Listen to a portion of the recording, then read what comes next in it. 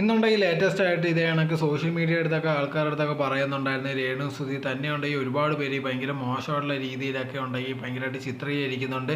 തനിക്കുണ്ടെങ്കിൽ പുറത്തിറങ്ങാൻ പറ്റുന്നില്ല, തൻ്റെ പേര് വെച്ചിട്ടാണ് ആൾക്കാർ ജീവിക്കുന്നതെന്നുള്ള രീതിയിലൊക്കെയാണ് പറയുന്നത്. ഇങ്ങനെയൊക്കെ ചെയ്യാതിരുന്നൂടെ എന്നും പറയുന്നുണ്ട്. ഇപ്പോൾ നമ്മൾ രേണു സുധി ഇതേ കണക്ക് പറയുമ്പോഴത്തേക്ക് ഒരുപാട് പേരുണ്ടെങ്കിൽ ഭയങ്കര സെൻറ്റിമെൻറ്റ് അടിച്ചിട്ട് പാവത്തിനെ വെറുതെ വിട്ടുകൂടെ എന്നുള്ള രീതിയിലൊക്കെ ചോദിക്കുന്നുണ്ട്. അതിൽ മെയിൻ ഇപ്പോൾ ഒരു കാര്യമാണ്, വേറൊരു സൈഡ് നോക്കിക്കഴിഞ്ഞാൽ നമുക്ക് മനസ്സിലാവുന്നത് ഇതെല്ലാം ഉണ്ടെങ്കിൽ രേണു സുധി മനഃപൂർവ്വം ചെയ്യുന്ന ഒരു കാര്യം തന്നെയാണ്.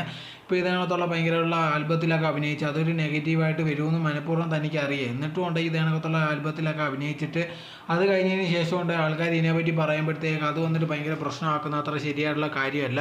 അങ്ങനെ എന്തെങ്കിലും പ്രശ്നം ഉണ്ടെങ്കിൽ തീർച്ചയായിട്ടും ഇപ്പോൾ സീരിയൽ അല്ലെങ്കിൽ വേറെ ഏതെങ്കിലുമൊക്കെ അഭിനയിക്കാൻ പറ്റുന്നതാണ്, ഇവർ വിചാരിച്ച നടക്കുന്നതുമായിരുന്നു. പക്ഷേ അതൊന്നും ചെയ്യാതെ ഇതിനകത്തുള്ള മോശമുള്ള ആൽബത്തിലൊക്കെ അഭിനയിക്കുക, അതിന് ഭയങ്കര നെഗറ്റീവായിട്ട് കമൻറ്റ് വരുമെന്ന് അറിയാം. അപ്പോൾ ഇത് മനഃപൂർവ്വം ചെയ്യുന്നുള്ളൊരു കാര്യം കൂടിയാണ് ഇത്.